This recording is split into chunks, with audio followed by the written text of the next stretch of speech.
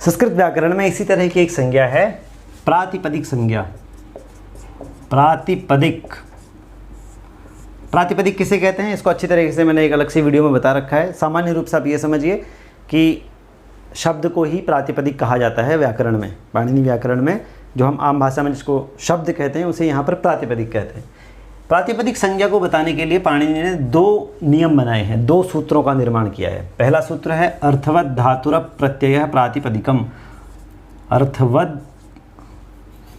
अर्थवद धातुर, वद नहीं, अर्थवद धातुर प्रत्यय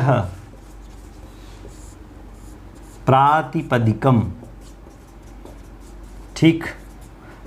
और दूसरा सूत्र बनाया है कृत तद्धित समासाश्च। कृत तद्धित समासाश्च, इन 2 सूत्रों का निर्माण किया है। ये दोनों सूत्र बताते हैं कि प्रातिपदिक नाम हम किसका रखें। प्रातिपदिक नाम है पाणिनि व्याकरण में, हम किसका नाम प्रातिपदिक रखें। तो पहले सूत्र को समझते हैं, अर्थवत धातुर प्रत्यय प्रातिपदिकम। वो कह रहा है कि शब्द कैसा होना चाहिए, अर्थवान होना चाहिए। ऐसा शब्द हो जिसका एक अर्थ निकले, अर्थ वाला हो, अनर्थक शब्द नहीं हो। ठीक है, क च ट त प, इसका कोई अर्थ नहीं है। आपने टू आवाज़ निकाली, उसका कोई अर्थ नहीं है। लेकिन बालक एक शब्द है, इसका एक अर्थ है। तो शब्द कैसा होना चाहिए, अर्थवान। ऐसा शब्द जो अर्थवान हो, अर्थ वाला हो, एक उसका अर्थ हो।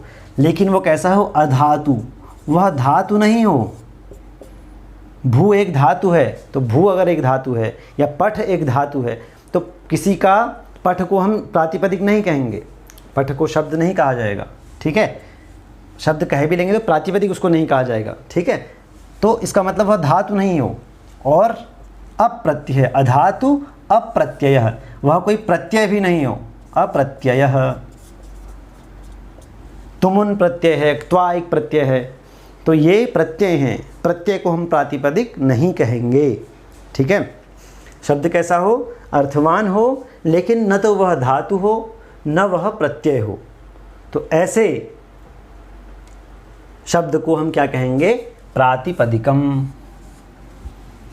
ठीक है, ऐसे शब्द को हम क्या कहेंगे, प्रातिपदिक। अर्थ वाला हो, धातु नहीं हो और प्रत्यय भी नहीं हो। दूसरा सूत्र बताता है कि इसके अलावा, इसने तो ये बता दी कि अर्थ वाला हो, धातु नहीं हो, प्रत्यय भी नहीं हो, ऐसा शब्द को हम प्रातिपदिक कहेंगे। दूसरा शब्द कहता है कृदंत। कृत प्रत्यय से युक्त अगर कोई होगा या तद्धित प्रत्यय से युक्त अगर कुछ होगा या फिर समासिक पद कोई होगा, समास वाला कोई शब्द होगा, तो उसे भी हम प्रातिपदिक कहेंगे। लेकिन उसके लिए दूसरा सूत्र यही बना रखा है, कृत तद्धित समासाश्च। तो ये 2 सूत्र ऐसे हैं जो हमें प्रातिपदिक संज्ञा के बारे में बताएंगे।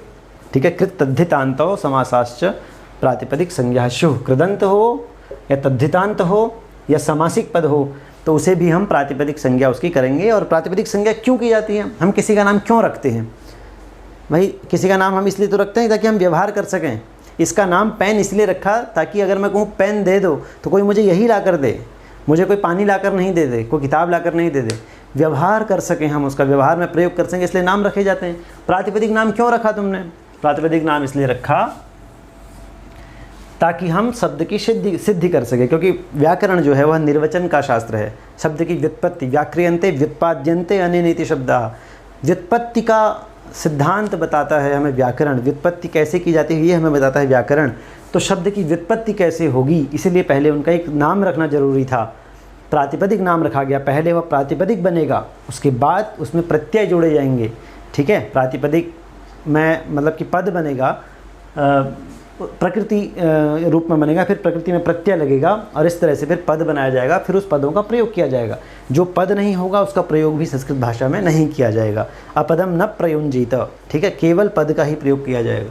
तो पद बनाने के लिए शब्द को पहले प्रातिपदिक बनाना जरूरी है। और प्रातिपदिक की कसौटी पर वह तभी खरा उतरेगा जब वह अर्थवान होगा, लेकिन वह न तो धातु होगा न ही प्रत्यय होगा।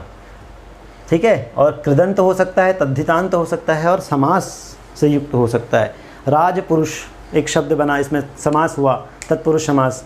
तो अब इसमें इसको क्या प्रातिपदिक नहीं माने, तो मानना पड़ेगा। लेकिन प्रातिपदिक संज्ञा कौन करेगा इसकी, कृतद्धित समासाश्च, ये करेगा। तब जाके इसमें फिर सु आदि व्युत्पत्ति की जाएगी, सुबंत प्रत्यय लगेंगे, सुप्रत्यय लगेंगे और फिर वह एक उसको फिर सिद्धि की जाएगी, राजपुरुष है इस तरह से। तो वो प्रक्रिया फिर हम आगे समझेंगे। फिलहाल यही समझना है कि प्रातिपदिक के लिए 2 सूत्र हैं और इनकी व्याख्या इस प्रकार से है।